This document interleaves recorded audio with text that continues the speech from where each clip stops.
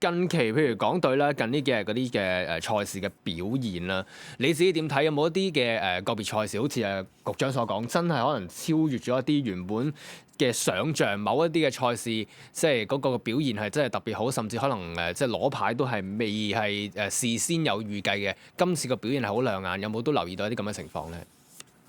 我諗呢個情況係都喺今屆嚟講係幾普遍啊，因為見到我哋香港嘅運動員啦，喺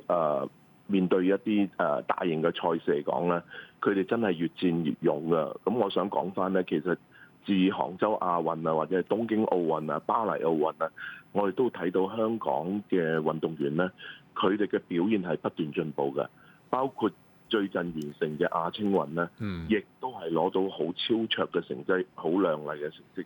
而今次全運會咧，令到我哋好開心嘅咧，就係我哋唔單止睇到運動員嗰個成績嘅進步，仲係見到佢哋嘅精神面貌或者奮鬥精神。咁大家都聽到啦，之前嘅手球隊啦，佢哋嘅努力啦，打破咗過往嘅成績，攞到第4名啦。而亦都喺好多我哋嘅我哋叫做比較有信心嘅項目啦，譬如游泳啊、單車啊、劍擊啊，呢啲都係有好穩定、好正常嘅發揮，令到我哋今次個成績咧係攞得好好嘅。咁我覺得呢一方面咧，亦都係睇得到啦，政府嘅投入牽引啦，同埋體院啊、體育界啊，同埋我哋嘅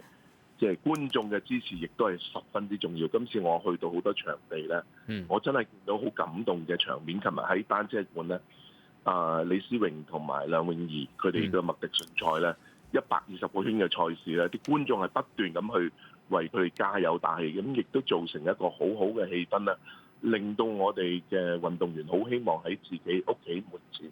係攞到亮麗嘅成績，去報答我哋一班一直支持緊運動員嘅香港嘅市民啊、大眾啊、政府啊咁樣嘅。